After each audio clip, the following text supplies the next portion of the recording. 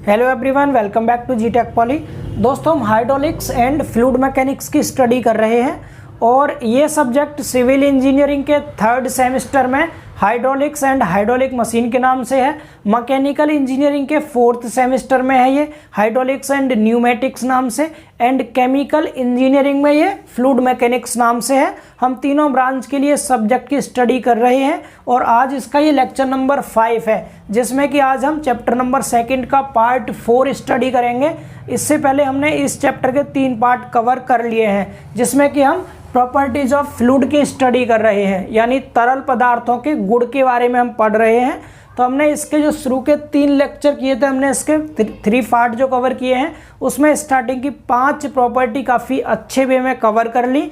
सभी 5 प्रॉपर्टीज़ पर हमने न्यूमेरिकल क्वेश्चंस भी लगाए थे। इससे पिछले लेक्चर में लगभग 8-9 क्वेश्चन करे थे हमने। 3 क्वेश्चंस मैंने आपको होमवर्क के लिए दिए थे और आप सबका रिस्पांस बहुत अच्छा था। सभी के क्वेश्चंस होमवर्क वाले हो गए थे, आप सबने कमेंट्स किए थे, मैंने कमेंट पढ़े थे आपके, बहुत अच्छा लगा, दिल से खुशी हुई। तो आज के इस लेक्चर में हम आगे की प्रॉपर्टीज़ को डिस्कस करेंगे। तो आज की जो सबसे मेन प्रॉपर्टी रहेगी हमारी, वो रहेगी विस्कोसिटी, यानी श्यानता। तो सबसे मुख्य टॉपिक आज हम विस्कोसिटी पढ़ेंगे। बट विस्कोसिटी को पढ़ने से पहले हम थोड़ा सा अडेजन और कोहेजन के बारे में पढ़ लेते हैं, क्योंकि हम सभी जानते हैं जो विस्कोसिटी होती है, श्यानता होता है, तो श्यानता का जो गुण होता है वो कोहेजन के कारण ही आता है। तो इसीलिए पहले हम कोहेजन के बारे में पढ़ेंगे, फिर अडेजन के बारे में पढ़ेंगे, देन आफ्टर हम विस्कोसिटी के बारे में पढ़ेंगे। बट आज का मेन टॉपिक विस्कोसिटी ही रहेगा। सबसे मेन है विस्कोसिटी का एक क्वेश्चन कंपलसरी आपके एग्जाम में आएगा ही आएगा। मैं आपको पूरी डिटेल में पढ़ाऊंगा श्यानता के बारे में, विस्कोसिटी होती क्या है, डायनेमिक विस्कोसिटी क्या है, काइनेमेटिक विस्कोसिटी क्या है, इनकी यूनिट क्या होती हैं, टेम्परेचर प्रेशर का विस्कोसिटी पे क्या इफेक्ट पड़ता है, सारा कुछ डिस्कस करेंगे। बट उससे पहले थोड़ा सा आप इस ससंजन और आसंजन के बारे में पढ़ लीजिए। अब आपने बचपन में फिजिक्स में ये सब पढ़ रखा होगा, ससंजन आसंजन की परिभाषा। नाम से ही पता चल रहा है ससंजन, सा मतलब होता है समान, सा मतलब क्या होता है समान। तो जब समान टाइप के पार्टिकल के बीच में अट्रैक्शन फोर्स लगेगा तो उसको हम कोहेजन कहते हैं, यानी ससंजन कहते हैं। और अगर हम आसंजन की बात करें, आसंजन, आ मतलब होता है अलग अलग, आ मतलब अलग अलग, यानी डिफरेंट टाइप के पार्टिकल। इस तरह आप याद कर लेना जैसे मैंने याद किया है। सा मतलब समान, तो समान टाइप के पार्टिकल मतलब सेम पार्टिकल के बीच में जब अट्रैक्शन फोर्स कार्य करेगा तो उसको हम कहेंगे कोहेजन। और जब अलग अलग मतलब डिफरेंट टाइप के पार्टिकल्स के बीच में जब अट्रैक्शन फोर्स कार्य करेगा उसको कहेंगे आसंजन। इतना तो आपने पढ़ा है। अब थोड़ा सा इसको डिटेल में बात करते हैं। हालांकि आप डेफिनेशन पहले रीड कर सकते हैं। अभी पहले हमने यहाँ पर इसकी ससंजन की डेफिनेशन लिखी है कोहेजन की, आप पढ़ सकते हैं। कोहेजन की डेफिनेशन दोनों लैंग्वेज में है, हिंदी इंग्लिश में। देखो, तरल का वह गुण, यहाँ हम फ्लूइड मैकेनिक्स पढ़ रहे हैं तो हम फ्लूइड के बारे में बात कर रहे हैं। तो फ्लूइड का वह गुण यानी तरल का वह गुण जिसके कारण एक ही तरल के अणु या एक ही पदार्थ के अणु एक दूसरे को अपनी ओर आकर्षित करते हैं। कैसे? एक ही तरल के अणु कह दो या फिर एक ही पदार्थ के, यानी सेम फ्लूइड के या सेम मटेरियल के पार्टिकल। तो पार्टिकल सेम ही तो होंगे, तो सेम टाइप के पार्टिकल क्या करते हैं, एक दूसरे को अपनी ओर आकर्षित करते हैं, मतलब अट्रैक्शन फोर्स लगाते हैं। ठीक है, तो क्या कहलाता है, ससंजन कहलाता है। समझ पा रहे हैं? अतः हम डेफिनेशन कह सकते हैं, एक ही पदार्थ के अणुओं के मध्य लगने वाले आकर्षण बल को ससंजन कहते हैं। अब यहाँ पर ये जो लाइन लिखी है इसके नीचे बहुत इंपॉर्टेंट लाइन है, द्रवों में श्यानता का गुण ससंजन के कारण ही आता है। यानी जो विस्कोसिटी होती है ये फ्लूइड की प्रॉपर्टी है और इस लिक्विड की प्रॉपर्टी है। अब लिक्विड में जो श्यानता का गुण आता है वो किसके कारण आता है, ससंजन के कारण, यानी कोहेजन के कारण ही आता है। अब इसके एग्जांपल देख लो, जैसे गाढ़े पदार्थ जैसे पेंट हो गया, सरेस हो गया, पारा हो गया आदि में ससंजन का गुण होता है, क्योंकि जितने गाढ़े पदार्थ होंगे उनमें विस्कोसिटी उतनी ज़्यादा होगी। ये चीज़ आप सब जानते होंगे। तो ये थ्योरी पार्ट है, सिंपल सा, इसको पढ़ सकते हैं आप, इंग्लिश में भी रीड कर सकते हैं। Cohesion is the intermolecular attraction force. कैसा फोर्स है ये? इंटरमॉलिक्यूलर अट्रैक्शन फोर्स, यानी जो मॉलिक्यूल्स होते हैं उनके बीच में लगने वाला आकर्षण बल होता है between molecules of the same kind, यानी समान प्रकार के मॉलिक्यूल्स के बीच में जो अट्रैक्शन फोर्स लगता है उसे कोहेजन कहते हैं। Simple definition, cohesion is the inter molecular attraction force between molecules of the same kind, यानी कि सेम प्रकार के मॉलिकल्स के बीच में लगने वाला इंटर मॉलिकुलर अट्रैक्शन फोर्स क्या होता है? कोहेजन होता है। नीचे पढ़ सकते हैं आप क्या, the fundamental basis for viscosity observed in fluids is cohesion, यानी कि विस्कोसिटी का जो ऑब्जर्वेशन किया गया फंडामेंटल बेसिस पर वो क्या है, वो कोहेजन है, ठीक है, विद इन द फ्लूइड्स। और एग्जाम्पल देख सकते हैं, सबसे इंपॉर्टेंट एग्जाम्पल है ये, हिंदी में नहीं लिखा है इस एग्जाम्पल को, इंग्लिश में लिखा गया, हिंदी वाले बच्चे भी लिख सकते हैं। A water drop is composed of water molecules that like to stick together, यानी कि जो वाटर ड्रॉप होती है, पानी की जो बूंद होती है, वो कंपोज करती है पानी को, पानी के मॉलिक्यूल्स को, जैसे कि वो एक पास जुटे रहे, एक साथ बने रहे, कंपोज करेगी, इकट्ठा कर लेगी उनको। यानी कि आप ये भी कह सकते हैं, क्या आप ये भी यहाँ पर एग्जांपल में लिख सकते हैं, क्या, राउंड शेप, यहाँ से लिख देना shape of A water drop या राउंड शेप लिखना ज़्यादा अच्छा रहेगा, round shape of A water drop is an example of, किसका एग्जाम्पल है ये, एग्जाम्पल ऑफ कोहेजन,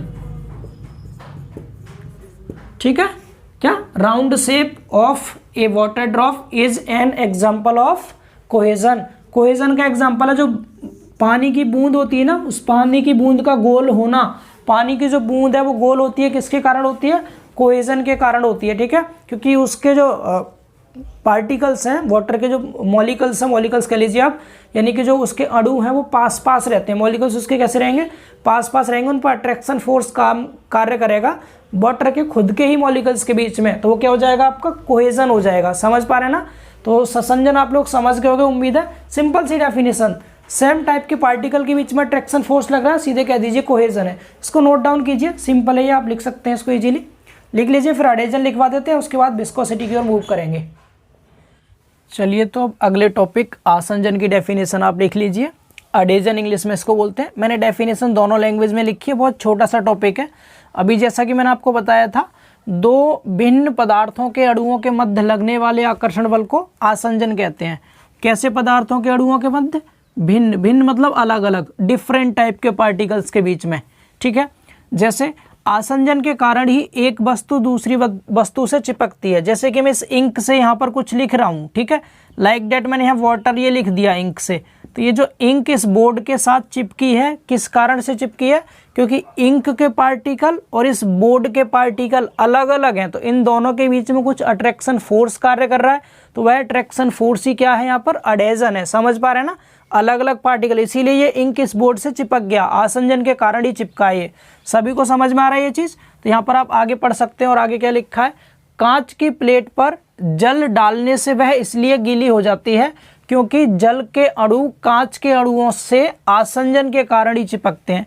किसके अणु, जल के अणु और कांच के अणुओं से, यानी जल और कांच अलग अलग टाइप के पार्टिकल हो गए, तो इन दोनों के बीच में जो अट्रैक्शन फोर्स लग रहा है, जिसके कारण जल कांच की प्लेट पर चिपक जाता है और उसको गीला कर देता है, तो वही क्या है, आसंजन है। इंग्लिश में बिल्कुल सिंपल आप बोल सकते हैं, the force of adhesion is defined as the force of attraction between different substance, ठीक है, डिफरेंट सब्सटेंसेस लिख दो, या डिफरेंट टाइप ऑफ पार्टिकल के बीच में लगने वाले अट्रैक्शन फोर्स को हम एडेजन कहते हैं, such as glass and water.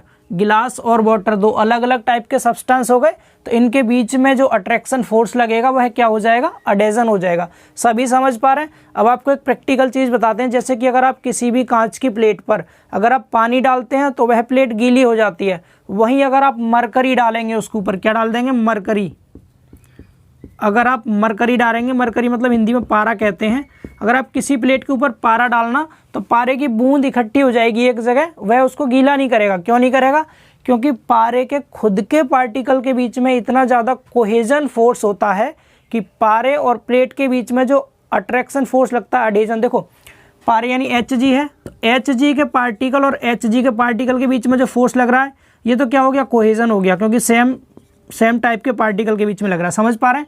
And Hg और जो कांच की प्लेट होगी आपकी, ग्लास की प्लेट, ग्लास,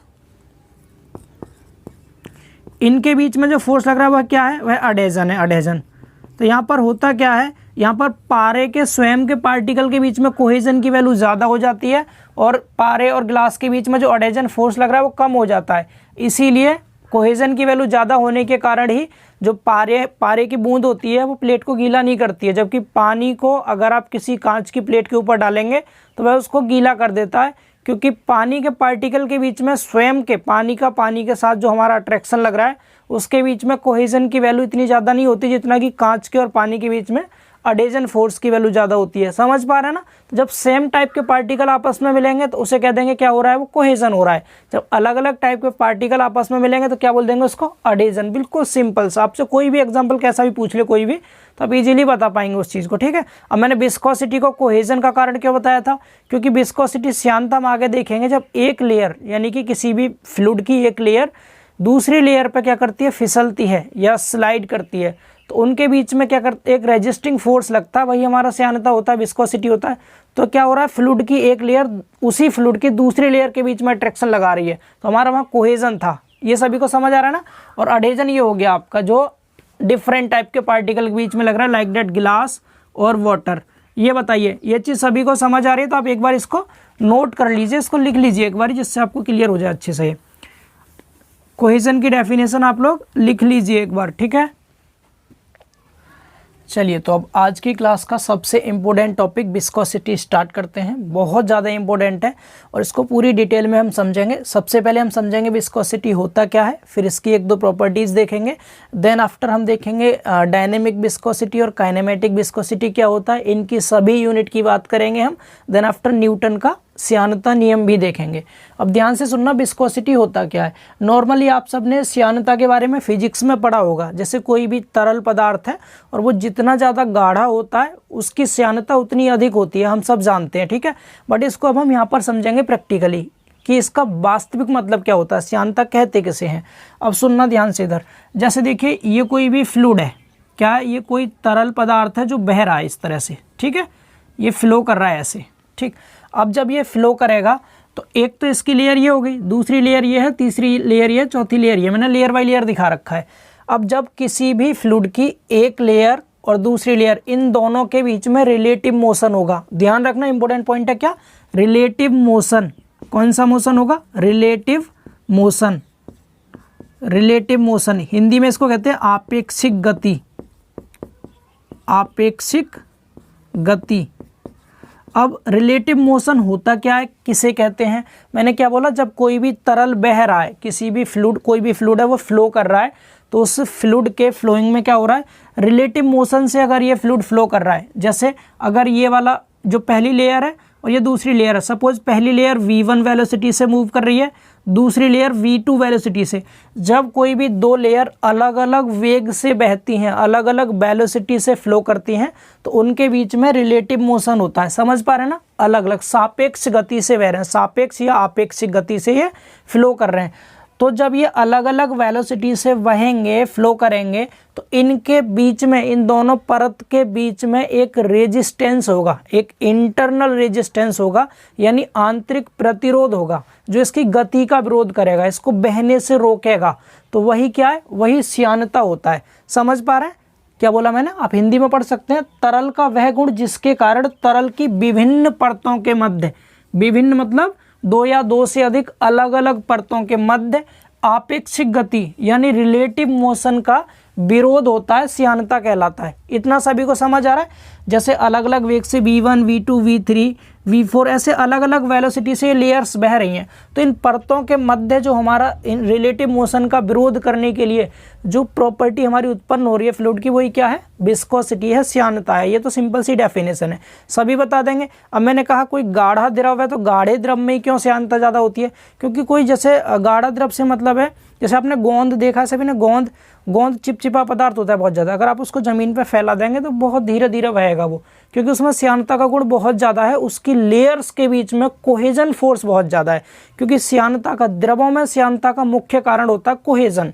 ठीक है, संसंजन जिसे कहते हैं हम। इतना सभी समझ पा रहे हैं? तो सबसे पहले आप ये बताइए, हिंदी वाले बच्चों को डेफिनेशन समझ आ रही है? अब इसकी थोड़ा सा डिटेल में बात करते हैं। पहले इंग्लिश वाले भी डेफिनेशन समझ लो पहले, उसके बाद फिर डिटेल में बात करेंगे आगे।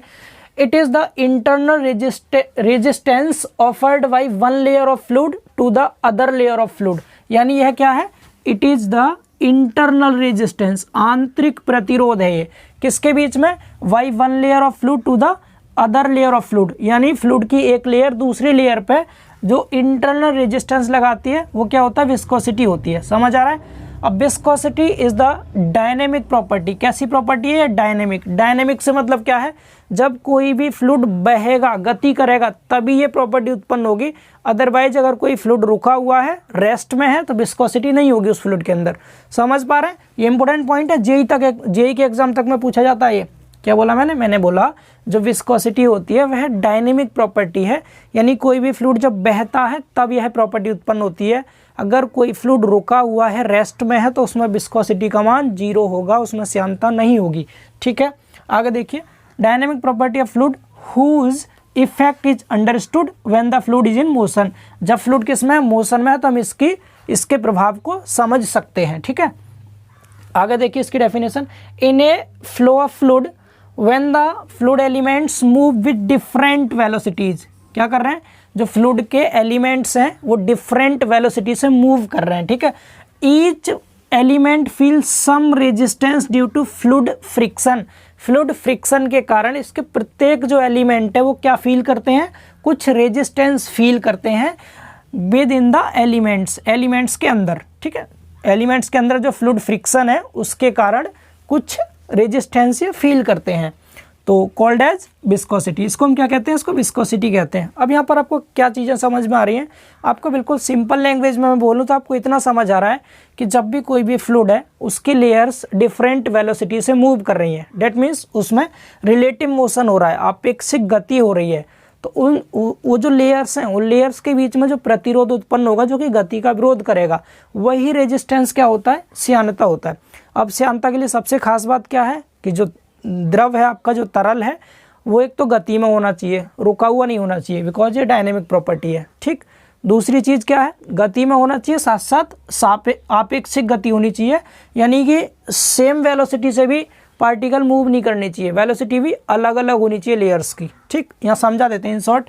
ये डेफिनेशन आप लोग नोट कर लीजिएगा। फिलहाल मैं ये पॉइंट आपको जो समझा रहा हूँ उनको ध्यान से सुनेंगे। जैसे कि सबसे पहला पॉइंट मैंने यहाँ बनाया, ये तरल के कोई भी दो पार्टिकल हैं, लाइक डेट, एक पार्टिकल ये है, दूसरा पार्टिकल ये है, और मान लिया ये पार्टिकल रुके हुए हैं, यानी रेस्ट में है। कैसे हैं ये, इन रेस्ट। ये पार्टिकल रेस्ट में है, तो बताओ विस्कोसिटी की वैल्यू इसमें क्या होगी, रुके हुए हैं, चल ही नहीं रहे। जब एक जगह रुके हुए तो अभी आपको ऊपर क्या बताया कि ये डायनेमिक प्रॉपर्टी होती है, फ्लूइड की डायनेमिक प्रॉपर्टी। तो क्या ये डायनेमिक है, नहीं, ये तो रेस्ट में है, स्टैटिक है, तो रुका हुआ है, तो इसमें विस्कोसिटी की वैल्यू 0 होगी। विस्कोसिटी को म्यू से दर्शाते हैं, कैसी होगी वैल्यू, 0 होगी। पहली चीज, इतना समझ आया सभी को। दूसरा देखिए, दूसरा सपोज मैंने यहाँ पार्टिकल लिए, पहला पार्टिकल ये और दूसरा पार्टिकल ये, और मान लिया ये दोनों पार्टिकल सेम वेलोसिटी से बह रहे हैं। मान लो ये u वेलोसिटी से, ये भी u वेलोसिटी से। वेलोसिटी कैसी है, सेम वेलोसिटी।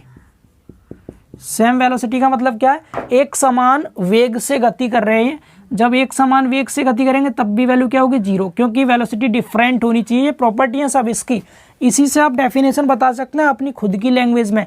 वेलोसिटी हमेशा सेम होनी चाहिए, मतलब उनके बीच में रिलेटिव मोशन होना चाहिए, कुछ ना कुछ आपेक्षिक गति होनी चाहिए। ऐसा नहीं बिल्कुल साथ साथ चल रहे हैं। जब साथ साथ चलेंगे तो उनमें कोई विरोध ही नहीं करेगा एक दूसरे का। ठीक है, तीसरा देखिए, तीसरा मैंने यहाँ बनाया और इनकी वेलोसिटी डिफरेंट कर दी, लाइक डेट। पहले पार्टिकल की वेलोसिटी u है और दूसरे वाले पार्टिकल की वेलोसिटी v है। अलग अलग वेलोसिटी होगी इस बार डिफरेंट वेलोसिटी है, और जब डिफरेंट वेलोसिटी है तभी उनके बीच में रिलेटिव मोशन होगा, डिफरेंट वेलोसिटी। अब जब डिफरेंट वेलोसिटी है तो अब आपकी म्यू की वैल्यू 0 नहीं होगी। इस केस में विस्कोसिटी एग्जिस्ट करेगी, यानी अब वेलोसिटी इसमें 0 नहीं होगी, विस्कोसिटी 0 नहीं होगी। ये चीज़ सभी को समझ आ रही है ना। तो हम यहाँ से देख के भी कह सकते हैं क्या, जब फ्लूइड की कोई भी दो लेयर या कोई भी दो पार्टिकल इधर डिफरेंट वेलोसिटी से मूव करते हैं तो उनकी जो रिलेटिव मोशन होता है, उस रिलेटिव मोशन के कारण ही उसका विरोध करने के लिए जो इंटरनल रेजिस्टेंस उत्पन्न होता है उसको हम श्यानता कहते हैं। तो ये पूरी डेफिनेशन अपने नोट्स में आप लोग लिख लीजिएगा। ये पॉइंट से आप डिफाइन कर सकते हैं अच्छे से। ये सबको समझ आ रहा है ना। रुके हुए होंगे पार्टिकल तब भी 0 होगी विस्कोसिटी, सेम वेलोसिटी से चल रहा है तब भी विस्कोसिटी 0 होगी, लेकिन डिफरेंट वेलोसिटी से मूव कर रहा है तो विस्कोसिटी 0 नहीं होगी, कुछ ना कुछ विस्कोसिटी अवश्य होगी। अगली चीज़ क्या है, नोट पॉइंट है ये, viscosity in liquids is more than viscosity in gas, यानी कि जो द्रव होते हैं, द्रवों में श्यानता का मान ज़्यादा होता है गैसों की अपेक्षा। क्यों होता है आप खुद देखिए, मैंने अभी अभी क्या बताया आपको, कोई भी तरल जितना ज़्यादा गाढ़ा होगा उसकी विस्कोसिटी उतनी ही ज़्यादा होगी, यानी कि कोई जितना ज़्यादा गाढ़ा है उसकी विस्कोसिटी उतनी ही ज़्यादा है। जैसे गैस है और द्रव है, तो द्रव गैसों की अपेक्षा थोड़े ज़्यादा गाढ़े होते हैं, ठीक है। तो इसका मतलब क्या हो गया कि द्रवों की जो विस्कोसिटी है वो ज़्यादा होगी, गैसों की कम होती है। और ठोसों में विस्कोसिटी नहीं होती, ठीक है, ठोस में श्यानता का गुण नहीं पाया जाता। ये चीज़ भी आप इसमें ऐड कर लीजिएगा कि ठोसों में श्यानता का गुण नहीं होता है। नीचे क्या लिखा है, कम श्यानता वाले तरल अधिक सरलता से बहते हैं। जिनकी श्यानता कम होती है वो आसानी से बहेंगे। श्यानता कम होने का मतलब है कम गाढ़े होंगे वे द्रव, गाढ़ापन उनके अंदर कम होगा। जैसे मैंने दो चीज़ ले ली, एक मैंने लिख दिया वाटर, एक तो मैंने वाटर ले लिया, वाटर मतलब पानी, ठीक है, पानी ले लिया। दूसरा मैंने मरकरी ले लिया, मरकरी मतलब पारा, मरकरी मतलब पारा, जैसे आप Hg सिंबल होता है जिसका, ठीक है। आपके पास एक पानी है और एक पारा है, तो कौन आसानी से बहेगा? अगर आप पानी फैला दो किसी फर्श के ऊपर और दूसरा आप मरकरी यानी पारे को गिरा दो, तो पानी आपका इजीली फ्लो करेगा। पानी पतला होता है, ठीक है, पानी की विस्कोसिटी कम होती है पारे की अपेक्षा। जिसकी विस्कोसिटी कम होगी वह उतनी ही आसानी से बहना शुरू कर देगा। समझ पा रहे हैं? जब भी बहने की बात आएगी कौन इजीली बहेगा, किसकी विस्कोसिटी ज़्यादा है किसकी कम है, तो कंपेयर करना पतलेपन से और गाढ़ेपन से। जो जितना ज़्यादा थिन होगा, कोई भी लिक्विड जितना ज़्यादा थिन होगा, पतला होगा, उसकी विस्कोसिटी उतनी ही कम होगी और वह उतनी ही आसानी से बहना शुरू कर देगा। समझ पा रहे हैं ना? क्लियर है सभी को ये? तो पानी और मरकरी में किसकी विस्कोसिटी ज़्यादा होती है? तो विस्कोसिटी तो पानी की कम होती है, मरकरी की ज़्यादा होती है। अब जिसकी विस्कोसिटी कम वह उतनी ही ज़्यादा आसानी से इजीली फ्लो करता है। तो मैं लिख दूँ विस्कोसिटी, मैं म्यू बना दे रहा हूँ यहाँ पर, याद रहेगा। म्यू वाटर की म्यू की वैल्यू क्या होती है? कम होती है। किसके म्यू से? मरकरी के म्यू से, ठीक है, मरकरी के म्यू से। ये चीज़ सभी को क्लियर है ना? तो पानी की विस्कोसिटी कम है तो पानी इजीली फ्लो करेगा, लिखा है ना, viscosity is small which means it can easily flow. इसका मतलब क्या? बहुत आसानी से ये फ्लो कर सकता है। कम श्यानता वाले तरल अधिक सरलता से बहते हैं। तो ये तो इसका थोड़ा सा थ्योरी पार्ट था जो आपको लिखना है। उम्मीद है समझ आया होगा आप सबको। जितना कुछ बोर्ड पे आपके सामने लिखा हुआ है सब कुछ नोट कर लीजिए अपने नोट्स में। अब मैं इसको रफ करने जा रहा हूँ और आगे को समझाते हैं इसके बारे में। और चलिए अब इसको मिटाते हैं। ये चीज़ और लिख लेना कि इसे हम किससे? म्यू से प्रदर्शित करते हैं, म्यू, ठीक है, इसको म्यू से प्रदर्शित करते हैं। अब इसकी यूनिट क्या होती है उसको भी समझ लेते हैं। चलिए अब यूनिट समझने के लिए पहले इसका फॉर्मूला आपको पता होना चाहिए विस्कोसिटी का, और फॉर्मूला समझने के लिए आपको न्यूटन का श्यानता नियम पता होना चाहिए। अगर न्यूटन का श्यानता नियम पता होगा तो हम फॉर्मूला भी बता पाएंगे, इसकी यूनिट भी बता पाएंगे और यूनिट कन्वर्जन भी बता पाएंगे। तो डेफिनेशन के जस्ट बाद ही हम लिखेंगे न्यूटन का श्यानता नियम। लिख लीजिए heading,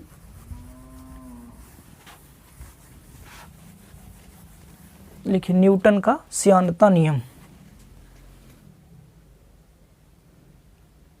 Newton's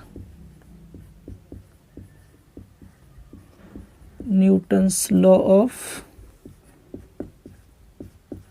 viscosity, Newton's law of viscosity. Hindi वाले बच्चे लिख लेंगे न्यूटन का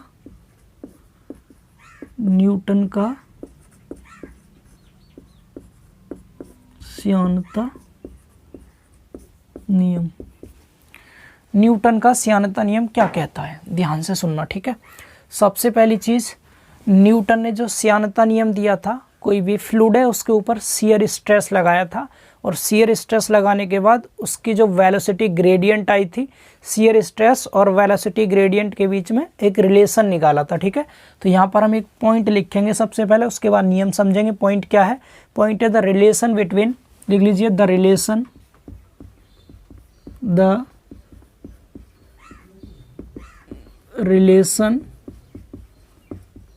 between shear stress, the relation between shear stress and velocity field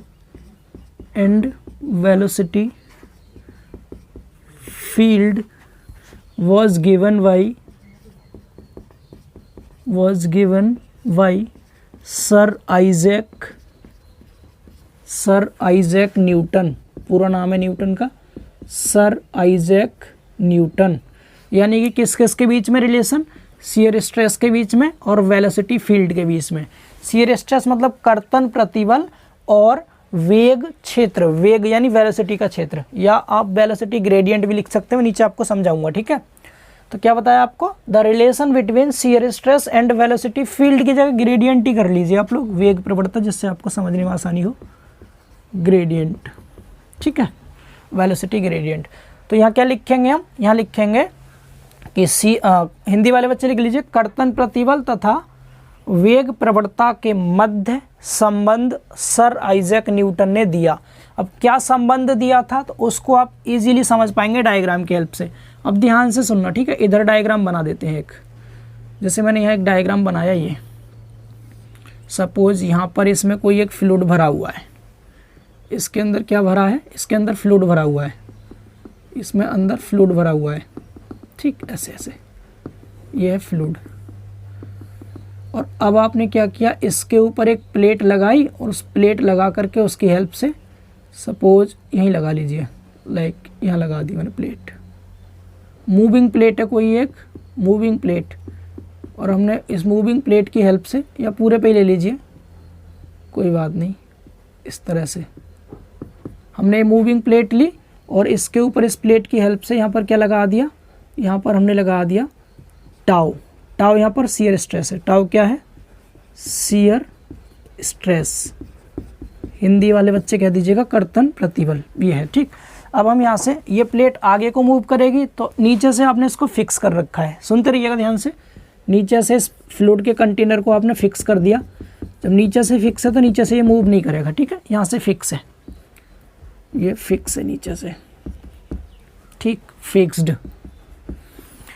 अब सुनना ध्यान से, आपने यहाँ पर ऑब्जर्व किया, फ्लूइड के कुछ पार्टिकल ऑब्जर्व किए। फ्लूइड के कुछ पार्टिकल ऑब्जर्व करने का मतलब, मैं सपोज यहाँ से लेता हूँ एक पार्टिकल, मैंने यहाँ पर कोई पार्टिकल था, ये ले लिया, और एक पार्टिकल ये ले लिया, ये वाला, इन दो पार्टिकल को मैंने देखा, तो ये पार्टिकल शियर स्ट्रेस के कारण क्या हुआ, यहाँ से मूव करके इधर पहुँच गया, लाइक यहाँ, मान लिया यहाँ आ गया। ये जो पार्टिकल था, सपोज पहले ए पॉइंट पे था, ये पॉइंट ए है, और बाद में फिर ये ए डैश पॉइंट पर पहुँच गया, ऐसे ही। अब चूंकि देखिए ये वाला पार्टिकल तो यहाँ पहुँच गया, क्योंकि ऊपर वाला सरफेस बिल्कुल फ्री है, फ्री टू मूव, यहाँ से मूव होने के लिए फ्री है बिल्कुल, तो ए वाला पार्टिकल ए डैश पर पहुँच गया शियर स्ट्रेस लगाने के कारण। लेकिन जो यहाँ पर बी पॉइंट पर एक पार्टिकल है, ये इसके बिल्कुल यहाँ ना पहुँच के थोड़ा सा इससे पीछे रहा, यहाँ रहा कहीं, ठीक है, इसको नीचे ले आइए, हम यहाँ पर ऑब्जर्व कर रहे हैं यहाँ पर, ठीक, मान लिया यहाँ पहुँच पाया बी डैश पॉइंट पर, किस पर, बी डैश पॉइंट पर, ये वाला पार्टिकल, ये पार्टिकल यहाँ पहुँच गया, ये वाला पार्टिकल बी डैश पर पहुँचा, पूरा यहाँ तक नहीं पहुँचा। ना पहुँचने का रीज़न क्या है, इसके बीच में बहुत सारी लेयर्स हैं, तो इन लेयर्स के बीच में क्या हो रहा है, प्रतिरोध उत्पन्न हो रहा है एक, जो कि इसको आगे जाने से रोक रहा है। और अगर नीचे आएंगे, बिल्कुल नीचे देखूँ मैं, तो यहाँ पर, यहाँ देख लो, यहाँ पर पार्टिकल देखा, यहाँ वाला पार्टिकल सपोज यहाँ आ गया, सी पॉइंट पर जो था वो सी डैश पर आ गया, यहाँ पर कोई पार्टिकल, और नीचे जो डी पॉइंट है, इस डी पॉइंट का पार्टिकल कहीं नहीं जाएगा, क्योंकि नीचे वाला सरफेस कैसा था, फिक्स था। ये समझ आ रहा है आप सबको, ए वाला ए डैश पर पहुंच गया, बी वाला पार्टिकल बी डैश पर, सी वाला सी डैश पर, और डी वाला वहीं रहा फिक्स। नीचे वाला फिक्स है तो नीचे का पार्टिकल मूव नहीं किया, इससे ऊपर वाला थोड़ा मूव किया, उससे ऊपर वाला थोड़ा ज़्यादा, और सबसे ऊपर वाला सबसे ज़्यादा मूव किया, क्योंकि ऊपर फ्री है बिल्कुल। तो इनके बीच में क्या हो रहा है, इनके बीच में भी तो रिलेटिव मोशन हो रहा है, एक थोड़ा ज़्यादा वेग से जा रहा है ऊपर वाला, थोड़ा ये कम वेग से जा रहा है, ये और कम वेग से जा रहा है, ये बिल्कुल नहीं चल रहा। तो जब इनके बीच में रिलेटिव मोशन हो रहा है तो विस्कोसिटी भी उत्पन्न होगी। अब विस्कोसिटी जो उत्पन्न होगी, कितनी उत्पन्न होगी, उसी को हम यहाँ पर चेक करने वाले हैं। अब ध्यान से सुनना आप लोग, ठीक। अब ये जो पार्टिकल यहाँ गया, यहाँ, तो यहाँ पर हमने क्या किया, इसको देखा, ये जो पहले वर्टिकल लाइन थी वाली ए बी सी डी की, अब ये A dash B dash C dash और डी पॉइंट पर ऐसे करके बन गई, ये लाइन इस तरह से बन गई है। तो इनके बीच में यहाँ पर एक एंगल बन रहा है, ये वाला ये छोटा एंगल है, इसलिए मैं इसको सपोज डी थीटा कह दे रहा हूँ। क्या कह दे रहा हूँ मैं इसको, डी थीटा। छोटा एंगल था डी थीटा, जो कि डी टी टाइम में बना है। कितने टाइम में बना है, डी टी टाइम में। यहाँ पर जो टाइम था, मान लिया यहाँ पर जो पॉइंट ये जो पहुँचा है यहाँ पर, ये टाइम कितना था, यहाँ पर हमने ऑब्जर्व किया, ये वाला टाइम टी है, टाइम यहाँ पर टी है, और यहाँ पर मान लो टाइम 0 था, 0 टाइम से चलना स्टार्ट किया टी टाइम तक, तो टाइम डिफरेंस हो गया डी टी। ठीक है, समझ पा रहे हैं इतना यहाँ तक। अब हुआ क्या, न्यूटन ने क्या बताया, न्यूटन ने कहा कि किसी भी फ्लूइड पर जब हम शियर स्ट्रेस लगाते हैं तो शियर स्ट्रेस की जो वैल्यू होती है, शियर स्ट्रेस की वैल्यू लिख लीजिएगा इस चीज़ को, शियर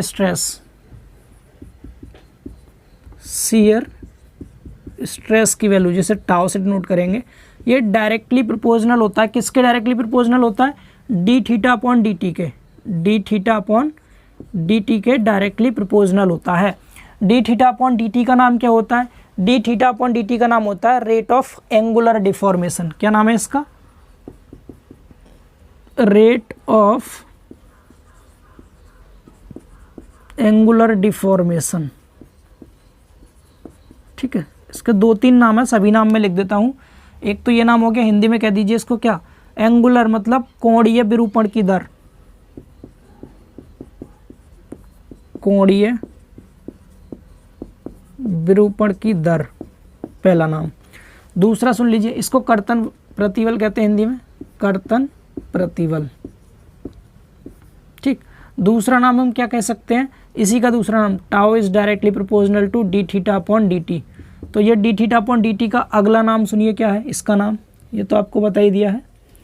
इसका नाम, दूसरा नाम सुन लो, या करके लिख लेना इसका नाम होता है रेट ऑफ शियर स्ट्रेन, कर्तन विकृति की दर भी कहते हैं इसको हिंदी में, कर्तन विकृति की दर। ठीक, और तीसरा और सबसे इंपॉर्टेंट नाम या करके tau is directly proportional to d u upon d y. ये वेरी इंपॉर्टेंट है, यही आप सबको याद करना है, यही आप सबको याद करना है। ये दोनों इक्वली आते हैं, जस्ट आपको प्रूव करके भी दिखाएंगे। ठीक है, अब यहाँ पर d u upon d y का नाम क्या होता है? D u upon d y, d u upon d y का नाम होता है वेलोसिटी ग्रेडियंट। ठीक है, वेलोसिटी ग्रेडियंट, इसका नाम है यहाँ पर velocity gradient.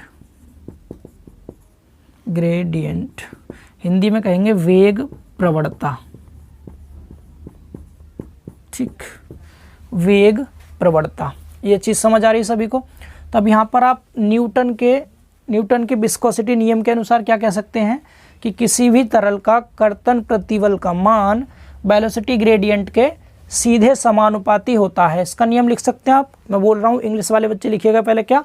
The shear stress is directly proportional to the velocity gradient. Hindi वाले बच्चे क्या लिखेंगे?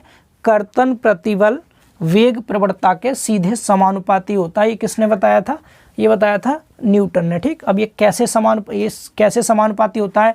D theta upon d T दोनों एक दूसरे के ये बराबर क्यों है? हमने यहाँ पर बोला टाउ डायरेक्टली प्रोपोर्शनल है d theta upon d t के, और d u upon d y भी इसी के प्रोपोर्शनल कहा, तो ये दोनों आपस में सेम कैसे होता है? तो पहले तो आपको याद क्या रखना है?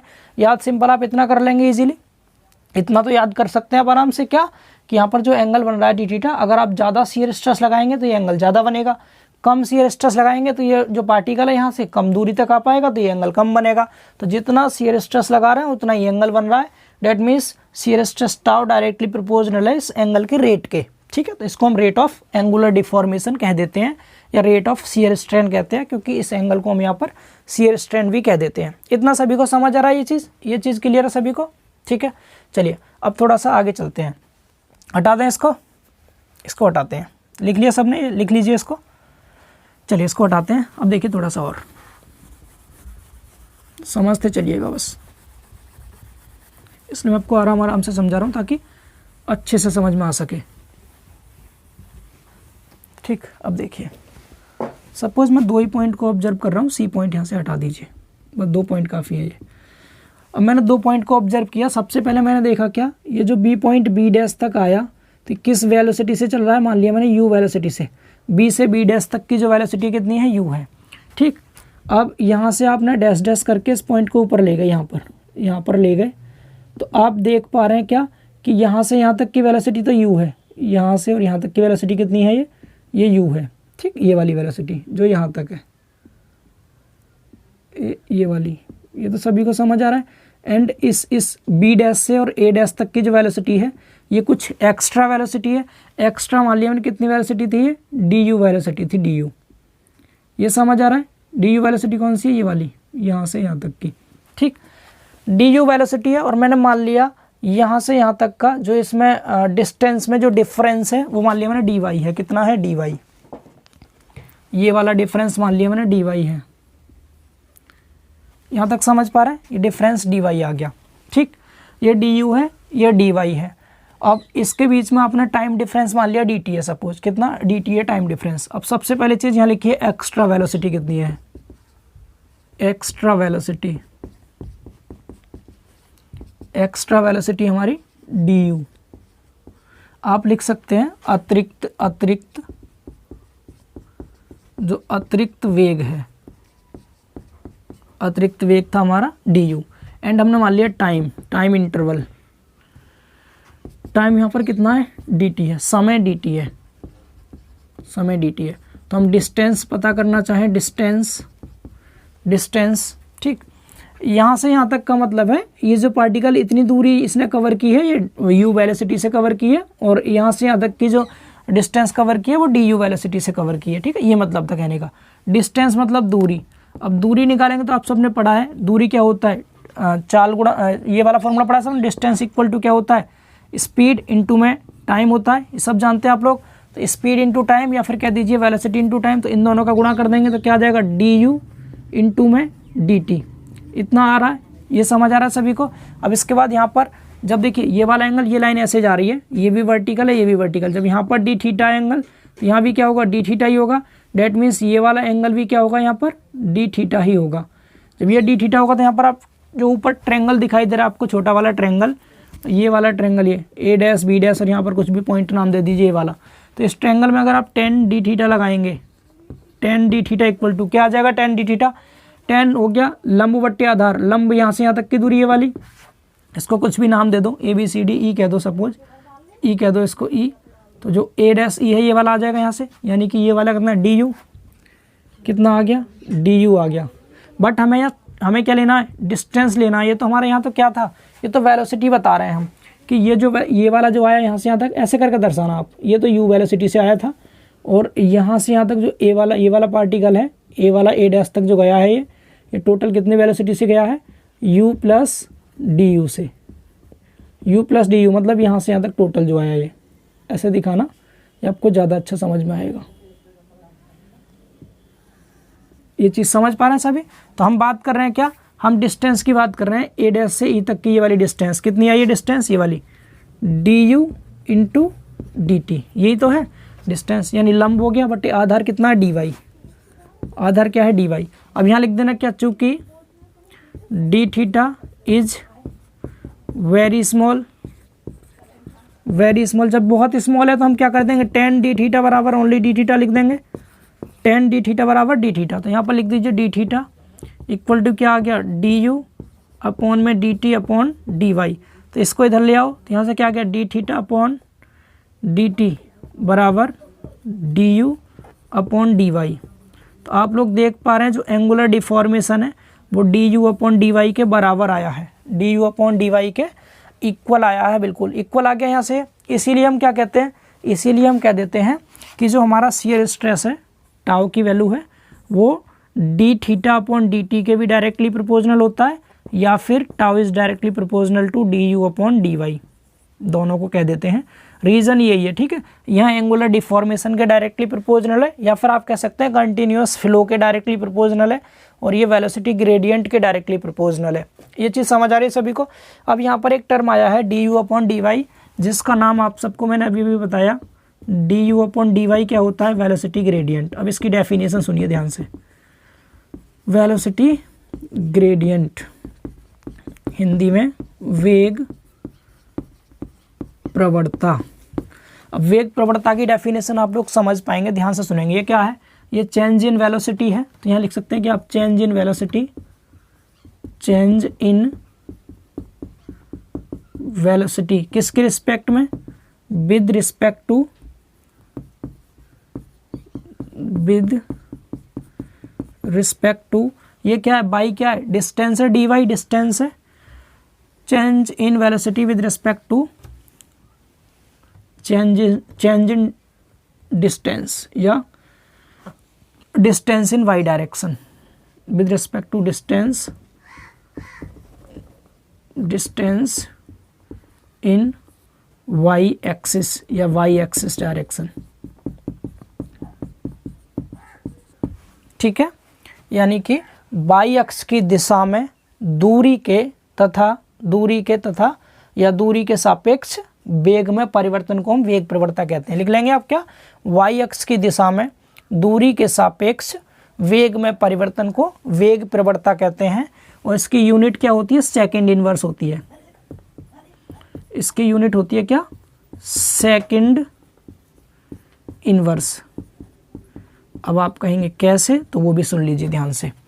इसकी वेलोसिटी ग्रेडियंट की यूनिट की बात कर रहे हैं हम, तो आप देख पा रहे हैं ये du/dy लिखा है। ठीक है, u वेलोसिटी होती है, वेग क्या होता है, मीटर पर सेकंड में होता है। ठीक, अपॉन में ये दूरी है, दूरी किस में होती है, मीटर में, तो मीटर से मीटर कट गया, क्या बचा 1/सेकंड, या फिर आप कह दीजिए सेकंड इनवर्स। सभी समझ पा रहे हैं, तो वेग प्रवणता की ये यूनिट आ गई। तो आप वेग प्रवणता की छोटी सी डेफिनेशन है, इसको आप जरूर लिख लें अपने नोट्स में। ठीक है, हिंदी में मैंने बोल दिया, वाई अक्ष की दिशा में दूरी के सापेक्ष वेग में परिवर्तन को हम क्या कहते हैं, वेग प्रवणता कहते हैं। इसकी यूनिट सेकंड इनवर्स होती है, इसका मात्रक सेकंड इनवर्स होता है। और ये यहाँ मैंने आपको दिखा दिया dθ/dt और du/dy कैसे आपस में बराबर होते हैं। और ये न्यूटन का नियम है, कर्तन प्रतिबल dθ/dt के या फिर du/dy के सीधे समानुपाती होता है। ठीक है, अब इसको मैं मिटा रहा हूँ और थोड़ा सा यूनिट के बारे में बात कर लें, विस्कोसिटी की यूनिट के बारे में बात करते हैं। ये डायग्राम समझ आ गया सभी को, इसको बना लीजिएगा आप लोग अच्छे से। चलिए इसको हटाते हैं, ये लिख लेना आप लोग। ठीक है,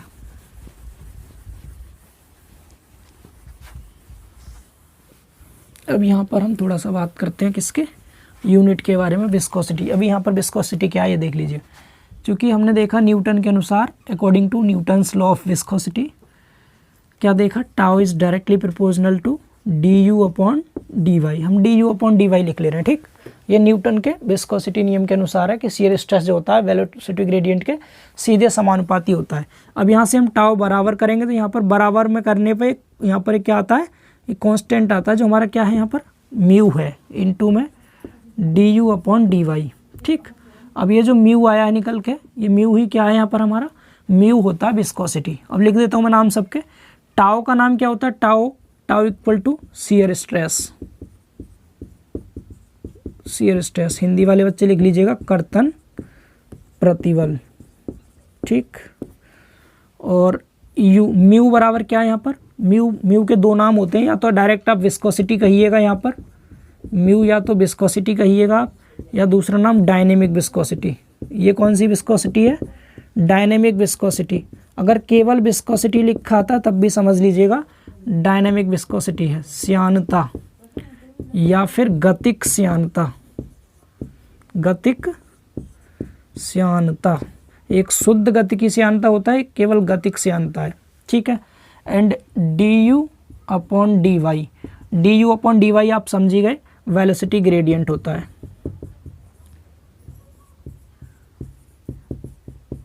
वेलोसिटी ग्रेडियंट मतलब वेग प्रवणता। अगर आप न्यूटन के श्यानता नियम में सिर्फ इतना लिखाएंगे ना, इतना काफ़ी है, सिर्फ एक लाइन लिख देना, shear stress is directly proportional to velocity gradient.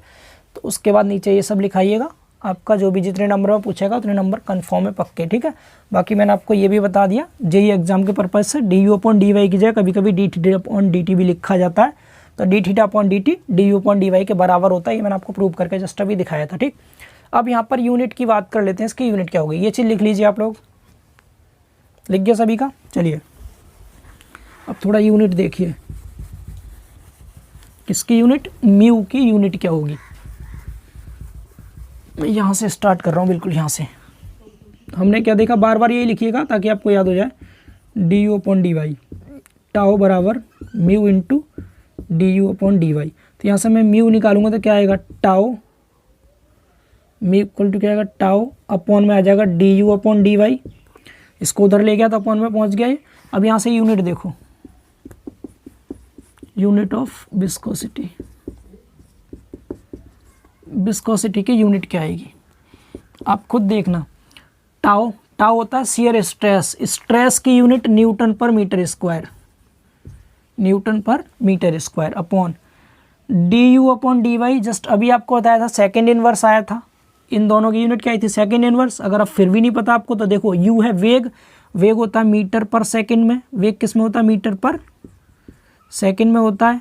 And जो ये अपॉन में है, इसके नीचे अपॉन में, यहाँ लिख देता हूँ मैं, सही से लिख लीजिए इस तरह से। ये तो आ गया किसकी यूनिट, टाउ की यूनिट।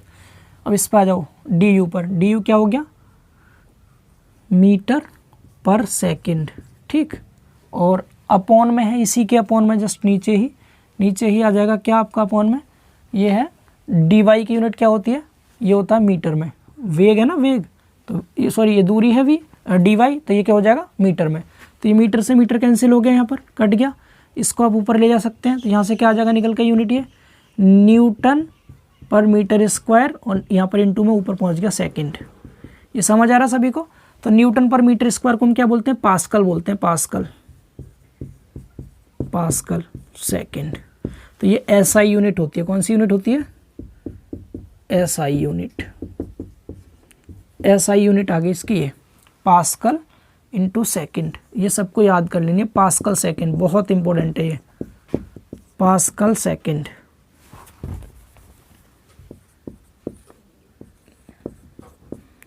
पास्कल सेकेंड, ठीक। पास्कल सेकेंड ये किसकी यूनिट आ गई, एसआई यूनिट आ गई, विस्कोसिटी की श्यानता का एसआई मात्रक होता है पास्कल इंटू सेकेंड। अब अगर मैं एम के एस यूनिट पूछूँ इसकी, एम के एस यूनिट, एम के एस मतलब मीटर किलोग्राम सेकेंड में। तो मीटर किलोग्राम सेकेंड में क्या होगी, देखिए ये है न्यूटन। न्यूटन मतलब फोर्स की यूनिट होती है, एफ बराबर एम ए होता है फोर्स, यानी हम एक न्यूटन की जगह लिख देंगे एम मतलब केजी में, और त्वरण होता है मीटर पर सेकंड स्क्वायर में, मीटर पर सेकंड स्क्वायर में। तो एक न्यूटन बराबर केजी इंटू मीटर पर सेकंड स्क्वायर होता है, और अपॉन में यहाँ क्या लिखा, यहाँ लिखा मीटर स्क्वायर इंटू इधर क्या है सेकंड है, ठीक है। इसको सिंप्लीफाई कर सकते हैं, क्या आ जाएगा, ऊपर तो है केजी इंटू मीटर है, नीचे क्या आ गया, ये नीचे यहाँ मीटर स्क्वायर था, और नीचे इसको ले आया तो ये क्या सेकंड स्क्वायर है, इंटू ऊपर क्या था, ये सेकंड था।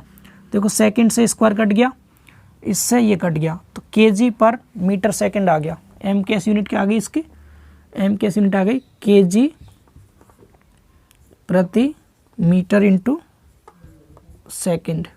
ये इसकी एम के एस यूनिट हो गई, एम के एस यूनिट। समझ पा रहे हैं, ऐसा यूनिट पास्कल सेकंड, एम के एस यूनिट केजी बटे मीटर इंटू सेकंड, ठीक। अब तीसरी सुनिए, तीसरी हटा रहा हूँ मैं, इसको लिख गया होगा सभी का। चलिए आगे देखिए, सीजीएस। अब इसकी सीजीएस यूनिट देख लो, सीजीएस क्या होगी, इसको किलोग्राम है ये, इस किलोग्राम को किस में चेंज कीजिए आप, किलोग्राम को चेंज कीजिए ग्राम में, तो 1000 ग्राम हो जाएगा ये, 1000 ग्राम मैं लिख भी देता हूँ यहाँ पर, डायरेक्ट ही कर लीजिए कोई बात नहीं। 1000 ग्राम हो गया ये ग्राम, अपॉन मीटर में 100 सेंटीमीटर होता है, 100 सेंटीमीटर, सेकंड का सेकंड ही रहेगा, सेंटीमीटर ग्राम सेकंड, तो ग्राम सेंटीमीटर सेकंड आ गए, कट गया, ऊपर कितना बचा, केवल 10 बच गया, कितना बच गया, 10 बच गया। ये क्या है, ग्राम प्रति सेंटीमीटर इंटू सेकेंड। अब ये ग्राम प्रति सेंटीमीटर इंटू सेकेंड, इसको पॉइज कहते हैं, क्या कहते हैं इसको, पॉइज। डेट मीन्स कितना आ गया, 10 पॉइज आ गया, 10 पॉइज। ये 10 पॉइज किस में आया है, हमने केजी पर मीटर सेकंड को चेंज किया, केजी पर मीटर सेकंड किससे आया था, पास्कल सेकंड से। डेट मीन्स हम यहाँ कह सकते हैं कि जो पास्कल सेकंड होता है, पास्कल इंटू सेकेंड, तो 1 पास्कल सेकंड बराबर 10 पॉइज होता है, ठीक। पॉइज हिंदी में से लिखते हैं पॉइज, ठीक। पॉइज भी किसका मात्रक होता है, श्यानता का मात्रक होता है, सीजीएस यूनिट होती है पॉइज। अब यहाँ से आपको देखो क्या क्या निष्कर्ष निकलता है, विस्कोसिटी की एसआई यूनिट कोई पूछे, पास्कल सेकंड, एसएससी जेईई में बहुत बार पूछा है विस्कोसिटी। अब ये डायनेमिक विस्कोसिटी के नाम से आता है एग्जाम में, किसके नाम से, डायनेमिक विस्कोसिटी के नाम से आपको देगा कि डायनेमिक विस्कोसिटी की यूनिट क्या होगी, तो आप बोलेंगे पास्कल सेकंड होगी, ठीक है। एम के एस यूनिट पूछे तो किलोग्राम प्रति मीटर इंटू सेकेंड, किलोग्राम पर मीटर इंटू सेकेंड। सीजीएस में किलोग्राम की जगह ग्राम सेंटीमीटर सेकेंड, क्या ग्राम सेंटीमीटर सेकेंड, इसको हम पॉइज कहते हैं। तो हमारे यहाँ से इसको जब हमने यूनिट कन्वर्ट किया तो 1 पास्कल सेकंड में 10 पॉइज आ गया। न्यूमेरिकल क्वेश्चंस में यूज होगा इसका, इसको आप लोग जरूर याद कर लें, अच्छे से रट लें इसको, ठीक है। तो उम्मीद है आप सबको ये समझ आ गया होगा। तो न्यूटन का विस्कोसिटी का नियम हमने समझ लिया, इसी में हमने विस्कोसिटी की तीनों यूनिट समझ ली, विस्कोसिटी की डेफिनेशन क्लियर हो गई, d u upon d y और d theta upon d t बराबर होते हैं, हम ये भी समझ चुके। अब यहाँ से आगे थोड़ा सा और आगे चलते हैं और देखते हैं हम क्या, ये थी हमारी विस्कोसिटी, केवल विस्कोसिटी। अब चलते हैं काइनेमेटिक विस्कोसिटी की ओर। ठीक, इसको हटा रहा हूँ मैं। ठीक है, कुछ रह तो नहीं गया, पूरा लिख गया। Rate of change of velocity, अच्छा इसकी वेग प्रवणता की डेफिनेशन में हमने चेंज इन वेलोसिटी लिखा था, यहाँ पर rate of change of velocity लिखा, कोई बात नहीं। बाकी तो सब हो गया ये, यस ये सब क्लियर है। अच्छा शियर फोर्स और देख लो थोड़ा सा, यूनिट ऑफ विस्कोसिटी के बाद थोड़ा सा शियर फोर्स और देख लो, हटा दें। यहाँ तो हमने शियर स्ट्रेस निकाला था, ये तो शियर स्ट्रेस निकाला ये वाला। थोड़ा सा हम किसकी वैल्यू देखेंगे, शियर फोर्स की वैल्यू और देख लो। ठीक, इससे ज़्यादा फिर कुछ नहीं बचेगा आपको, मैं एकदम जेई लेवल का आपको बता दे रहा हूँ, बाकी डिप्लोमा लेवल का तो आप आराम से लिख पाएंगे। फिर अगर आपसे कोई भी शियर फोर्स की वैल्यू पूछ ले विस्कोसिटी के टर्म्स में, शियर फोर्स कर्तन बल, कर्तन बल का मान पूछ ले, तो आप सब ने पढ़ा है क्या, शियर स्ट्रेस आप सब जानते हैं, आप सब जानते हैं, लिख दीजिएगा क्या, शियर स्ट्रेस, चूँकि stress equal to force upon area होता है, फोर्स अपॉन एरिया, तो एरिया इधर चला जाएगा, force equal to stress into area आएगा। अब यहाँ हम शियर फोर्स की बात करें तो shear force equal to shear stress into area हो गया, समझ पा रहे हैं। शियर स्ट्रेस टाउ बराबर क्या आया अभी निकल के, ये रहा mu into u upon y, हम d u upon d y को यू अपॉन बाई लिख देना सिंपली, तो एफ बराबर क्या आ जाएगा, ये mu into u upon by, और इधर क्या था ए, ठीक है, क्या था इधर ए, तो यही आ रहा है फॉर्मूला, बिल्कुल सही है। इसको आप इस तरह लिख दीजिए क्या, mu u a upon y. इसमें सभी टर्म पता है, म्यू विस्कोसिटी होता है, कौन सी विस्कोसिटी है अभी ये वाली नॉर्मल विस्कोसिटी यानी डायनेमिक विस्कोसिटी है ये, यू वेलोसिटी है ये, ए एरिया है ये, वाई क्या है, वाई यहाँ पर डिस्टेंस है, वाई एक्सिस की डायरेक्शन में। ठीक, इसकी ट्रिक सुन लीजिए, ट्रिक बिल्ली सभी जानते हैं, मतलब कैट, CAT कैट जानते हैं सभी। बिल्ली क्या बोलती है, म्याऊ, क्या बोलती है, म्याऊ। बिल्ली म्यू यानी क्या लिखा, म्यू यू ए, म्याऊ, क्या बोलती है, म्याऊ। बिल्ली म्याऊ बोलती है, वाई क्यों बोलती है, वाई, बिल्ली म्याऊ बोलती है, वाई क्यों बोलती है, क्योंकि उस पर फोर्स लगाया जा रहा है, क्या लगाया जा रहा है, फोर्स, समझ पा रहे हैं ना। बिल्ली म्याऊ बोलती है, वाई क्यों, वाई बिकॉज उस पर फोर्स लगाया है। ठीक है, जब आप बिल्ली पर फोर्स लगाते हैं तो बिल्ली क्या बोलती है, म्याऊ, क्यों बोलती है, वाई, एफ बराबर म्याऊ अपॉन वाई। ठीक है, याद रहेगा ना, म्याऊ अपॉन वाई से कर लेंगे सभी से याद। चलिए सिंपल सी ट्रिक थी, उम्मीद आपको समझ आई होगी, लिख लीजिएगा इसको भी। हटाते हैं, शियर फोर्स की वैल्यू आप यहाँ से लिख पाएंगे, शियर स्ट्रेस तो आपको पता ही है ये रहा। चलिए अब थोड़ा सा चलते हैं किसकी ओर, अब अगला जो टॉपिक है बहुत आसान सा है, इसी के अंदर ही लिख दे रहे हैं हम, विस्कोसिटी में ही लिख दे रहे हैं अगले टाइप की विस्कोसिटी।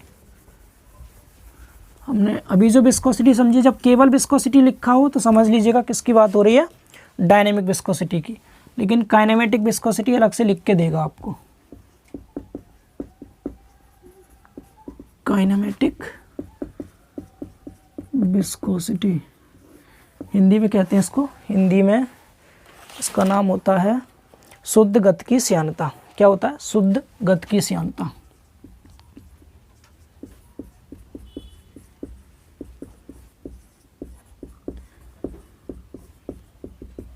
शुद्ध गतिकी श्यानता, अब ये क्या होता है शुद्ध गतिकी श्यानता, इसको न्यू से दर्शाते हैं, न्यू से, ऐसे बी तो ऐसे बनाते हैं स्मॉल बी या फिर कैपिटल बी, ऐसे इस बी को थोड़ा मोड़ देना, इसको न्यू बोलते हैं, क्या बोलते हैं, न्यू, नया।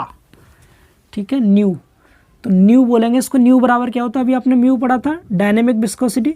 डायनेमिक विस्कोसिटी को डेंसिटी रो से डिवाइड कर दीजिए, किससे, रो से डिवाइड कर दीजिए, आपको काइनेमेटिक विस्कोसिटी मिल जाएगा। तो यहाँ से हम फॉर्मूला क्या बोल सकते हैं, काइनेमेटिक विस्कोसिटी, काइनेमेटिक विस्कोसिटी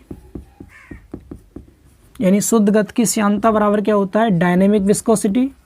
जो पीछे पड़ा था वो कौन सी विस्कोसिटी थी, डायनेमिक विस्कोसिटी, या फिर सिंपल केवल विस्कोसिटी लिख देना, विस्कोसिटी अपॉन में डेंसिटी। डेंसिटी हिंदी में कह देंगे ना, शुद्ध गतिकी श्यानता बराबर गतिक श्यानता बट्टे में घनत्व। ठीक है, घनत्व हो गया ये। इतना सभी समझ पा रहे हैं। यहाँ से अगर मैं डेफिनेशन पूछूं बता देंगे आप definition, the ratio of dynamic viscosity and density of fluid is called kinematic viscosity, यानी कि किसका, गतिक श्यानता तथा घनत्व के अनुपात को शुद्ध गतिकी श्यानता कहते हैं। ये चीज़ आपको खुद से लिखनी है, मैंने शॉर्ट में आपको यहाँ बता दिया, ठीक। अब यहाँ से ये फॉर्मूला समझ गए ना, अगर आपको डायनेमिक विस्कोसिटी पता है तो इजीली आप काइनेमेटिक विस्कोसिटी बता पाएंगे, सिर्फ घनत्व से भाग और कर देना है, बिल्कुल सिंपल है ये। अब यहाँ से अगर मैं यूनिट की बात करूँ, यूनिट देख लो इसकी, सबसे पहले MKS यूनिट की बात करते हैं। MKS यूनिट, MKS, ठीक है। अच्छा, हमने जो डायनेमिक विस्कोसिटी थी, जो म्यू था, मैं इधर बता दूँ, इसकी हमने डायमेंशन नहीं देख पाए थे, इसकी डायमेंशन देख लो, इसकी डायमेंशन मतलब जानते हैं ना, बीमा, बीमा। तो हमने यहाँ पर इसका यूनिट निकाली थी, पहले निकाली थी पास्कल इंटू सेकेंड आई थी, पास्कल सेकेंड। बाद में हमने निकाली थी एक MKS वाली KG पर मीटर इंटू सेकेंड में आई थी यूनिट, एक तो ये आई थी, दूसरी यूनिट ये आई थी। तो हम यहाँ से डायमेंशन बता देंगे, किलोग्राम है, किलोग्राम मतलब मास होता है ना, तो ये आ जाएगा यहाँ पर M आ जाएगी, अपॉन में मीटर है मतलब लेंथ, L आ गया, टाइम है मतलब T। इसको एक साथ लिखेंगे तो M1 L-1 T-1, इसकी बीमा भी लिख देना, म्यू की बीमा, ठीक है, ये होती है म्यू की बीमा, कर लेंगे इसे। अब न्यू की यूनिट की बात करते हैं, MKS यूनिट, MKS यूनिट देखो किसकी, न्यू की। तो म्यू की यूनिट की हम बात करें तो म्यू की यूनिट हमारी क्या निकल के आई थी, म्यू की यूनिट ये लिखी आपके सामने, क्या थी, किलोग्राम बटे में metre into second, metre into second, ठीक। और अपॉन में रो घनत्व होता है, घनत्व की यूनिट क्या होती है, घनत्व क्या होता है, रो बराबर मास अपॉन वॉल्यूम होता है, मास को कहते हैं किलोग्राम में, किलोग्राम बट्टे मीटर की पावर 3, यही होता है। उम्मीद आप सबको पता होगा इतना तो, है ना, पढ़े हैं आप लोग इतना तो। तो अब इसको थोड़ा सिंप्लीफाई कर लीजिए, तो क्या आ गया, किलोग्राम बट्टे मीटर इंटू सेकेंड। जब आप मल्टीप्लाई में करेंगे इसको तो मीटर क्यूब ऊपर पहुंच जाएगा और किलोग्राम नीचे आ जाएगा, तो किलोग्राम से किलोग्राम कट गया, इस मीटर से एक पावर कम हो जाएगी इसमें से, तो 2 पावर बचेगी ना, 1 पावर कम होगी तो क्या बच गई MKS यूनिट इसके, मीटर स्क्वायर बटे सेकेंड, ये MKS यूनिट होगी, ठीक है। MKS यूनिट और SI यूनिट दोनों इसकी यही होती है, MKS और SI यूनिट दोनों यही है इसकी, SI यूनिट और MKS यूनिट दोनों सेम है इसकी। किसकी है ये, इसकी यूनिट बता रहे हैं ये, मीटर स्क्वायर पर सेकंड। अब आप याद कैसे रखेंगे, तो देखो b होता है वेलोसिटी, वेग, वेग होता है मीटर पर सेकंड में, किसमें होता है, मीटर पर सेकंड में। अब वेग को थोड़ा बदला गया है, b से न्यू बनाया गया ऐसे, इसको बदला है, थोड़ा सा बदलाव इसमें कर दो, मीटर की जगह मीटर स्क्वायर कर दो पर सेकंड। ये याद करने के तरीके होते हैं, जैसे हम जेई वाले बच्चों को बताते हैं वैसे ही आप लोग याद कीजिएगा। वेग b बराबर मीटर पर सेकंड होता है, तो वेग की जैसे सिंबल इसका होता है न्यू का, तो न्यू का सिंबल होता है, इसमें थोड़ा सा बदलाव किया भी इसे, तो m में थोड़ा बदलाव करके m स्क्वायर कर देंगे, तो m स्क्वायर पर सेकंड याद करने के लिए बता रहे हैं इसको, बाकी तो आपको दिखा दिया कैसे निकल के आता है, ठीक है। तो मीटर स्क्वायर पर सेकंड होता है। अब बात करें इसकी CGS यूनिट की, किसकी, CGS, सेंटीमीटर ग्राम सेकेंड, ये यूनिट क्या होगी, मैं इसी को चेंज कर ले रहा हूँ, यानी जो हमारा मीटर स्क्वायर पर सेकंड था ना, इसको चेंज कर रहा हूँ। 1 मीटर में 100 सेंटीमीटर होता है, मतलब 10 की घात 2 सेंटीमीटर होता है, इसका स्क्वायर अपॉन में नीचे सेकंड, 10 की घात 2 की घात 2 करेंगे, 10 की घात 4 हो गया, 2 दूनी, सेंटीमीटर की घात 2 बट्टे में सेकंड।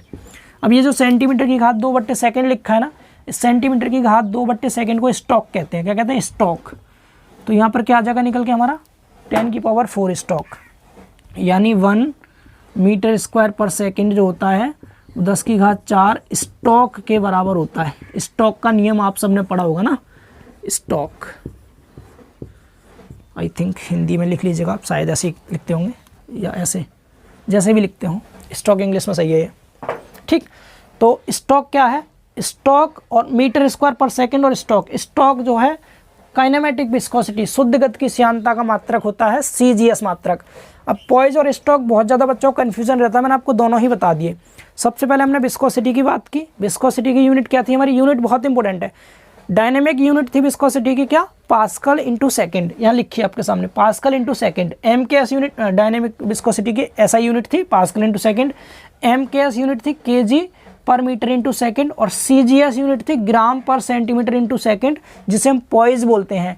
तो डायनेमिक विस्कोसिटी की CGS यूनिट होती है पॉइज, ठीक है। तो समझ आ गया है तीनों यूनिट इसकी। अब इसकी तीनों यूनिट क्या है, तो MKS और SI यूनिट तो इसकी मीटर स्क्वायर पर सेकंड होती है। CGS यूनिट इसकी स्टॉक होती है, तो 1 मीटर स्क्वायर पर सेकंड में 10 की घात 4 स्टॉक होते हैं, और जबकि 1 पास्कल इंटू सेकेंड में 10 पॉइज होते हैं। ये चीज़ आप लोगों को क्लियरली याद रखनी है। समझ पा रहे सभी, क्लियर इतना यहाँ तक। अब इसके बाद देखिए आगे, काइनेमेटिक विस्कोसिटी हो गया क्लियर, ठीक है, सभी यूनिट हो गए इसकी क्लियर, यस। तो यहाँ तक हम समझ गए। अच्छा, ताप और दाब का और देख लो प्रभाव, टेम्परेचर का इफेक्ट और देख लो इसके ऊपर क्या होगा, टेम्परेचर एंड प्रेशर का इफेक्ट, ठीक है। चलो इसको हटाते हैं पहले।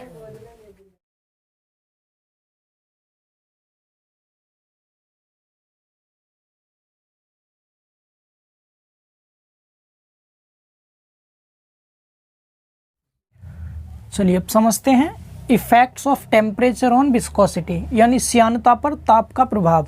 जब हम टेम्परेचर को बढ़ाएंगे तो किसी भी फ्लूइड की श्यानता बढ़ेगी या घटेगी, इसके बारे में हम समझने वाले हैं, ठीक है। तो सबसे पहले बात करते हैं फॉर लिक्विड। लिक्विड मतलब द्रव के लिए। जो लिक्विड होते हैं हमारे द्रव होते हैं, जैसे पानी हो गया, दूध हो गया, तो जितने भी हमारे लिक्विड हैं उन सब के लिए देखिए जो विस्कोसिटी होती है वो टेम्परेचर के इन्वर्सली प्रोपोर्शनल होता है। इन्वर्सली प्रोपोर्शनल का मतलब क्या है, डेट मीन्स जो टेम्परेचर अगर हम बढ़ाएंगे तो विस्कोसिटी की वैल्यू घटेगी, क्योंकि विस्कोसिटी इन्वर्सली प्रोपोर्शनल है, व्युत्क्रमानुपाती है टेम्परेचर के। तो ताप का मान बढ़ाएंगे तो विस्कोसिटी घटेगी। अब ये कैसे घटेगी, इसका रीजन मैंने यहाँ लिखा है इंग्लिश लैंग्वेज में 2 लाइन में, ठीक है। हिंदी में भी आपको समझा देंगे, ध्यान से सुनेंगे। बिकॉज एज टेम्परेचर इंक्रीज, जैसे हम टेम्परेचर बढ़ाते हैं तो कोहेजन फोर्स डिक्रीज, जो पार्टिकल के बीच में, किसके, लिक्विड के पार्टिकल के बीच में जो कोहेजन फोर्स लगेगा, संसंजन बल जो लगता है वो डिक्रीज हो जाता है, कम हो जाता है, ठीक है। अब कोहेजन फोर्स कम हो गया मतलब पार्टिकल के बीच में अट्रैक्शन की वैल्यू कम हो गई। अट्रैक्शन फोर्स जो लग रहा था, जो एक दूसरे को बांधे रखता है, वो वाला फोर्स कम हो गया। कम हो गया तो इसका मतलब क्या हो गया, हेंस आता है रेजिस्टेंस टू फ्लो डिक्रीज। जो फ्लो मतलब होता है प्रवाह, प्रवाह का जो प्रतिरोध है वो क्या हो जाएगा, कम हो जाएगा। यानी जब फ्लूइड बहता है, वो फ्लो करता है, तो उसके फ्लो होने का जो प्रतिरोध है वो कम हो गया। मतलब फ्लो को रोकने वाला जो प्रतिरोध का मतलब क्या है, जो उसको बहने से रोकेगा, तो वो प्रतिरोध क्या हो गया, कम हो गया। और जब प्रतिरोध कम हो गया, तरल आसानी से बह लेगा, और जब तरल आसानी से बहेगा मतलब विस्कोसिटी उसकी कम हो गई। क्या हो गई, विस्कोसिटी कम हो गई। ये चीज़ सभी को समझ आ रही है। दोबारा से समझाते हैं, देखिए टेम्परेचर बढ़ाने से, जैसे हमारा ये कोई क्या है, ये कोई भी फ्लूइड है, ध्यान से सुनना, ये है फ्लूइड, ये फ्लो कर रहा है। आपने क्या किया, इसका टेम्परेचर बढ़ा दिया। जब आप इसका टेम्परेचर बढ़ाएंगे तो इसके पार्टिकल के बीच में जो कोहेजन फोर्स लग रहा है, यानी संसंजन बल जो लग रहा है, वो डिक्रीज हो गया। संसंजन बल की वैल्यू कम हो गई, और जब इस बल की वैल्यू कम हो गई तो इनके बीच में अट्रैक्शन भी क्या हो गया, कम हो गया। यानी कि जो चिपके हुए थे ये पार्टिकल, वो चिपके नहीं रहेंगे। यानी कि इसका मतलब क्या हो गया, इसका मतलब हो गया रेजिस्टेंस, फ्लो का रेजिस्टेंस कम हो गया। जो ये बह रहा था ये और तेजी से बहेगा, इसका प्रतिरोध कम हो गया, ठीक है। डेट मीन्स विस्कोसिटी लिक्विड की क्या हो गई, घट गई। समझ आ रहा सभी को। सिंपल अपने माइंड में सेट कर लीजिए इस चीज़ को कि जब भी कोई तरल बहता है, तो बह रहा है तरल, तो उसके बीच में क्या, पार्टिकल के बीच में कोहेजन फोर्स लग रहा है, जिससे पार्टिकल चिपक करके चल रहे हैं, अट्रैक्शन फोर्स लग रहा है। और जब हमने टेम्परेचर बढ़ाया तो वो अट्रैक्शन फोर्स कम हो गया। जब फोर्स कम हो गया तो पार्टिकल क्या हो गए, दूर दूर हो गए थोड़ा सा, और क्या हो गया, फिर वो तेज़ी से बहने लगेगा। और जब तेज़ी से बह रहा है तो बहने का प्रतिरोध भी घट गया उसका, यानी कि बहने से रोक नहीं पाएगा उसका वो, तो उसका जो विस्कोसिटी है, श्यानता है, वो क्या हो गई, कम हो गई, ठीक है। तो टेम्परेचर बढ़ाने पर श्यानता घट रही है इस तरह से। समझ आ रहा सभी को, ये पहली चीज़। दूसरा, गैस की बात करते हैं। गैसों में डायरेक्टली प्रोपोर्शनल होता है। डायरेक्टली प्रोपोर्शनल गैसों में कैसे होगा, जैसे यहाँ पर ये गैसें हैं, ये क्या है, ये गैस है, ठीक, यहाँ पर ये गैस है, और आपने क्या किया, टेम्परेचर बढ़ा दिया। जब आप टेम्परेचर बढ़ाएंगे तो यहाँ पर गैसों के जो मॉलिक्यूल्स हैं, मॉलिक्यूल मतलब जो इसके अणु हैं, ठीक है, जो पार्टिकल हैं या मॉलिक्यूल कह दीजिए, अणु, उन अणु के बीच में डिस्टर्बेंस बढ़ जाएगा। यानी कि ये एक दूसरे से क्या होंगे, एक दूसरे से जैसे इधर उधर भागने लगेंगे बहुत ज़्यादा। ये जो इसके अणु हैं ये वाले, मॉलिकुलर डिस्टर्बेंस क्या हो गया, बढ़ गया इनका। जब डिस्टर्बेंस बढ़ गया तो प्रतिरोध भी बढ़ जाएगा, बहने से रुकेंगे, एक दूसरे में टकराएंगे इस तरह से, तो ये इधर उधर बहने से क्या हो जाएगा, रुक जाएगा, यानी रुकावट पैदा करेंगे एक दूसरे में ये। That means resistance to flow increase होगा, प्रतिरोध बढ़ जाएगा। जब प्रतिरोध बढ़ जाएगा तो फ्लो नहीं कर पाएंगे, तो फ्लो में रुकावट को हम श्यानता कहते हैं, तो श्यानता हमारी क्या होगी, बढ़ जाएगी। समझ पा रहे हैं सभी? तो क्या होगी यहाँ पर, टेम्परेचर बढ़ाने से गैसों में मॉलिक्यूलर डिस्टर्बेंस बढ़ जाता है। मॉलिक्यूलर डिस्टर्बेंस बढ़ने के कारण ही प्रतिरोध बढ़ेगा, प्रतिरोध बढ़ने से मतलब रेजिस्टेंस बढ़ेगा, प्रतिरोध बढ़ने से श्यानता गैसों की बढ़ जाती है। इन सिंपल लैंग्वेज आप ध्यान रखना, टेम्परेचर बढ़ाने से लिक्विड की श्यानता तो घटती है और टेम्परेचर बढ़ाने से गैसों की श्यानता बढ़ती है। ठीक है, इंग्लिश में जो लिखा है सबको हिंदी समझ आ गई इसकी? समझ पा रहे हैं सभी लोग? लिख लेंगे इजीली इसको, बहुत बढ़िया। तो अब यहाँ पर मैंने एक नोट पॉइंट लिखा, आप इस नोट पॉइंट को याद रखिएगा कि जो पानी की विस्कोसिटी होती है 10⁻³ पास्कल सेकेंड होती है। अगर मैं आपसे एयर की पूछ लेता, एयर की विस्कोसिटी, तो पानी की विस्कोसिटी का 50 से 55 गुना होती है। ठीक है, एयर की विस्कोसिटी याद रहेगा सभी को ये चीज़, मैंने वाटर की लिख दी है, स्टैंडर्ड याद कर लीजिएगा आप लोग। इसका ग्राफ देख लो, थोड़ा ग्राफ बना के समझा देते हैं आपको। ठीक है, ये ग्राफ भी आप लोग देख लीजिए इसका ग्राफ किस तरह से, ग्राफ इस तरह से, एक तरफ मैंने यहाँ पर लिख दिया टेम्परेचर, इधर क्या लिख दिया, टेम्परेचर लिख दिया, टेम्परेचर इस साइड को, टेम्परेचर इधर बढ़ रहा है, एंड मैंने इधर म्यू लिख दिया, म्यू मतलब विस्कोसिटी, इस साइड को विस्कोसिटी है।